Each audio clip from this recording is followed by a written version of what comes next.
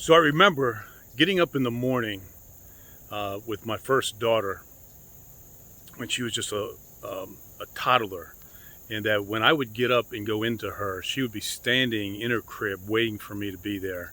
And as soon as she would see me, her face would light up, her arms would raise up, and I would grab her and hug her and spin around. And it was one of the very few things that I recognized at that very moment that I was experiencing something of great value. I think that's a problem, is that we really get confused about what is valuable and not valuable. And there's an old story, and it's been told many times, it's been told over the years. And it goes, this is probably a modern version, but it goes something like this, that there was a business guy and he was getting stressed out, and he was big in the corporate world and had his own business and made probably millions of dollars a year. But he had a heart attack. His physician told him, you need to take a break or you're going to have a heart attack that is your final heart attack and you'll leave this world. And so he took his doctor's advice and he went down to the shores of Mexico, some beautiful beach, to rest. But he just didn't rest well. He didn't know how to do that. And so he's walking the beaches and he thought, well, maybe he'll go out and lease a boat to take him fishing, but they were all out there. He didn't have a reservation. He didn't contact anyone ahead of time. And so he sees this local Mexican fellow, who is just kind of sitting at a boat, and he's whittling away on a branch, just back leaned up against the dock there. And so he comes up to him and he says, listen, hey, do you ever take anybody out fishing for hire?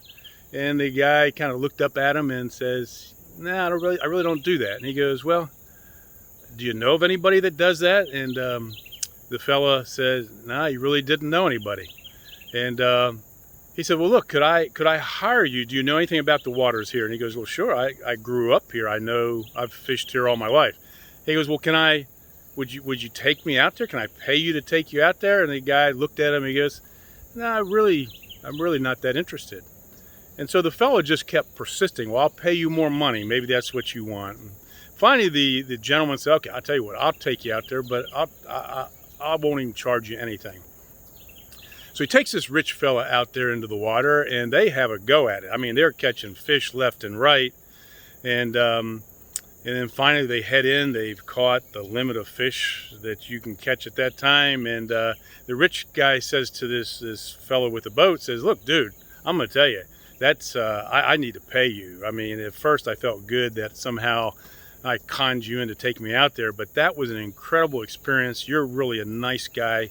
You didn't try to sell me, and so I owe you some money. And the old guy's like, nah, I really don't want anything. And so the guy says, well, look, you need to start a fishing business. And the old guy goes, but why would I do that? And he says, well, it's to make a lot of money. And he goes, but so why would I want to do that? And he says, well, you could actually have a fleet. You're so good at this, you could have a fleet of boats out there and make all kinds of money. And he's like, well, why would I want to do that? And he goes, well, so then you had these, you could actually have fleets of boats, fishing boats all around. I could actually get you into the U.S., where in California, Florida, you just have the personality for that. You're like the poster child, and we could make all kinds of money. And so the fellow's like, but so why would I want to do that? He goes, listen, do you realize that there are some fishing companies are actually on the stock market? We could go on the U.S. stock exchange, and you could make incredible amounts of money. And so the guy was, and why would I want to do that? And he goes, well, then we'd be able to sell. We could sell your business. Do you realize that? And the fellow was, well, why would I want to do that? He goes, well, so then you could retire, go to a beach somewhere and just kind of relax. And the old guy was like, hey, that's what I'm doing now. And it's just an example of how we, one, miss the value of things, and two, the idea that is it possible that in some aspects you're living your best life right now. Things that money can't buy, time, experiences, time with people. And so think about it. Think about the old guy who he was experiencing it now, and he knew the value of things.